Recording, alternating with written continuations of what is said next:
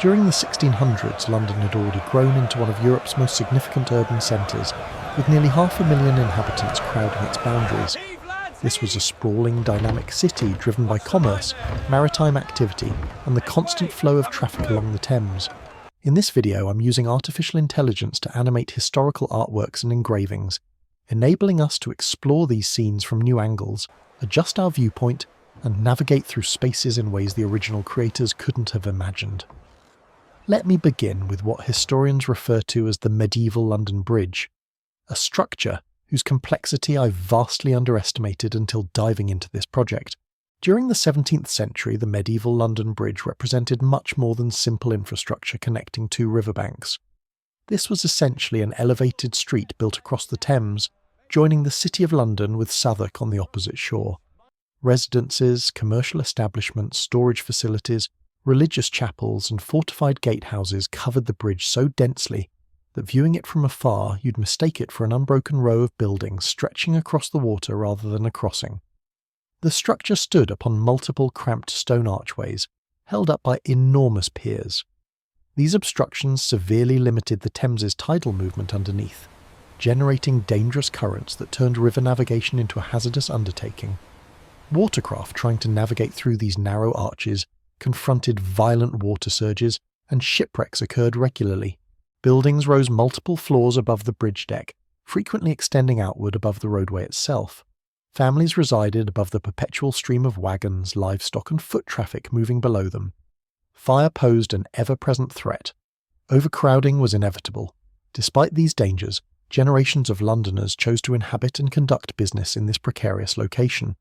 Traversing the medieval bridge meant travelling through more than a trade corridor. It meant walking beneath stark displays of governmental power and punishment. Below, the Thames served as London's principal transportation route.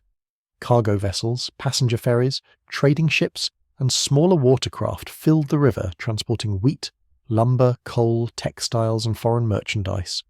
The river linked London to England's heartland, continental Europe, and the expanding Atlantic trading network, positioning the bridge where everyday existence met international commerce. When winter turned severe, the constricted water flow beneath the bridge's arches sometimes caused the river to freeze solid. During these uncommon events, the Thames temporarily became something different. People walked and assembled on the frozen surface below the bridge, a remarkable reversal of the river's typical dangers. This perspective captures the bridge's northern approach, accessed through the district adjacent to St Magnus the Martyr Church, visible on the left side. By the middle of the 18th century, the bridge had decayed so severely that authorities chose to demolish and reconstruct it. Between 1756 and 1762, the structures that had packed the medieval bridge for hundreds of years were systematically torn down. Though this artwork originates from the 1700s, it portrays a crossing that had already defined London for generations. Incredibly, you can still visit this location today. What distinguishes the medieval London Bridge isn't merely its construction, but its persistence as inhabited territory. It operated simultaneously as transportation, commercial centre, residential quarter, and civic symbol. Monarchs and ordinary people crossed it, merchants and workers laboured upon it, and visitors entering London first experienced the city at this confined passage. The medieval crossing was congested, shadowy, and frequently unhygienic. It impeded traffic flow, created commercial bottlenecks, and presented continuous hazards to its residents and workers. Nevertheless, for generations it remained essential. Until the 1700s, it provided the sole permanent Thames crossing through central London, making it unavoidable for anyone travelling between the city's northern and southern sections. Sometimes I imagine being able to travel backward and witness this location as it existed, even for just 24 hours. This depicts Buckingham House during the late 17th and early 18th centuries. Decades before its transformation into Buckingham Palace, it originated as a private mansion on London's western periphery, positioned away from the densely populated centre, encircled by undeveloped land and ornamental gardens. During this period, this district represented the dividing line between metropolitan London and the rural landscape extending beyond, a demonstration that even as the city intensified, its boundaries remained distinctly perceptible. September 1666 brought London one of history's most catastrophic urban fires. What started as a minor flame rapidly consumed a city constructed predominantly from wood, with cramped streets and tightly packed structures, converting the fire into an unstoppable catastrophe. The initial image captures Ludgate engulfed in flames, with medieval St Paul's Cathedral visible beyond, its square tower already imperilled. Shortly afterward, even this enormous monument would be destroyed. The subsequent view looks across the Thames near Tower Wharf on September 4th's evening. London appears as an uninterrupted barrier of flame. To the left appears London Bridge, while rightward, the Tower of London barely avoids annihilation. Medieval St Paul's burns at the panorama's centre. Within mere days, substantial portions of medieval London became rubble and cinder. However, the fire represented a transformative moment, eliminating centuries of compressed development and compelling the city to reconstruct, reorganise and commence anew. Looming above the waterway, the Tower of London throughout the 1600s occupied the core of monarchical authority. During this era, it operated as military fortification, weapons depot, treasury vault and among England's most infamous detention facilities. Prominent prisoners charged with betraying the crown were confined behind these walls. The tower additionally stored governmental documents, military equipment and the royal regalia, strengthening its function not simply as punishment centre but as bedrock of the English governmental structure. This scene portrays Cheapside in 1638, among London's most significant processional routes, during Marie de Medici's entrance as she arrived to see her daughter, Queen Henrietta Maria and King Charles I. Cheapside functioned beyond mere commercial pathway. It served as theatre for royal spectacle, decorated with fountains, monuments, and temporary installations for civic occasions. At the composition's heart stands the Cheapside Cross, a recognisable monument and meeting location. While uniformed guards, administrators, and assembled crowds occupy the street below the ceremony, occasions such as this mirrored escalating political and sectarian friction as Henrietta Maria's Catholicism and continental heritage disturbed a city already moving towards civil conflict.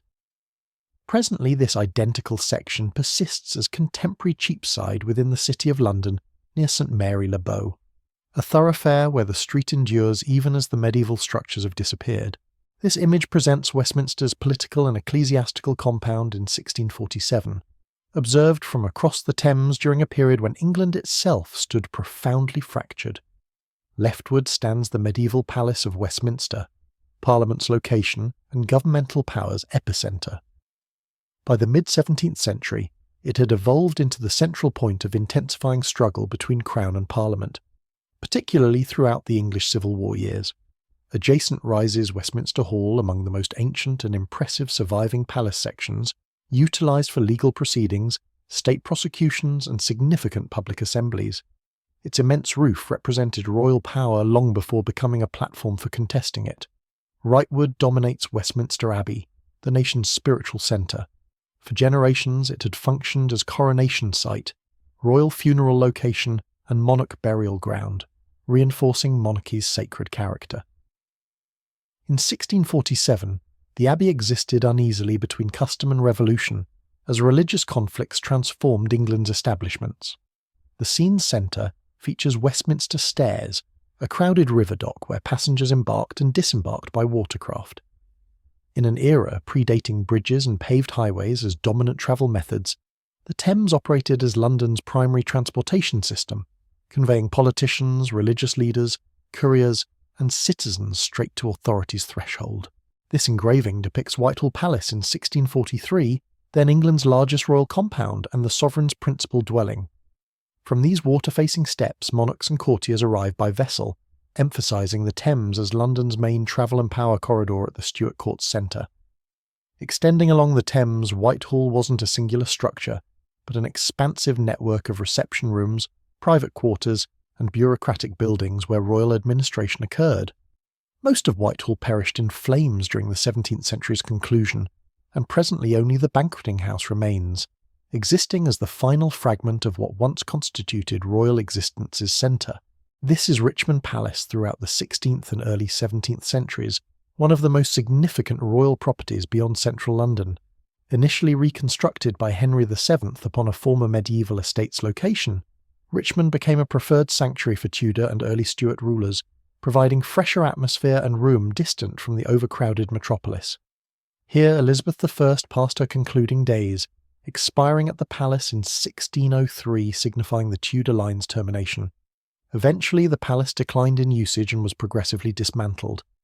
Currently, its territory constitutes part of modern Richmond, with merely fragments of its barriers and structure persisting beneath the streets and riverside walkways. Standing here, examining these historical moments, it's impossible not to recognise how near the past truly exists. These thoroughfares, these structures, these occurrences formed the reality we inhabit. Through these recreations, we obtain merely a fragment of what existing there felt like. If there's another metropolis, another historical period, or a historic moment you'd want to witness recreated, share it in the comments. I'd be excited to continue constructing this exploration into history alongside you. Thank you tremendously.